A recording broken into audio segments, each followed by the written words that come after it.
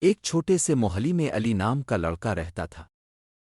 اس کے پاس ایک بہت پیارا سبز طوطا تھا جس کا نام مٹھو تھا۔ مٹھو بہت شرارتی تھا، کبھی امی کی آواز نکالتا، کبھی دروازے کی گھنٹی۔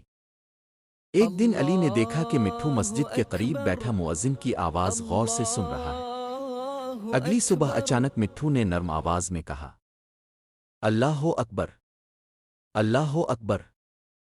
سب حیران رہ گئے۔ علی نے فوراً ویڈیو بنا لی۔ ویڈیو سوشل میڈیا پر اپلوڈ ہوئی اور صرف چند گھنٹوں میں لاکھوں لوگ دیکھنے لگے۔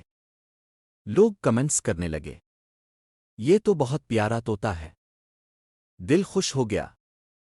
کچھ لوگ صرف مٹھو کی آواز سننے محلے آنے لگے، مگر علی نے سب سے کہا، اصل خوبصورتی اذان کی ہے، مٹھو تو بس سیکھ گیا ہے۔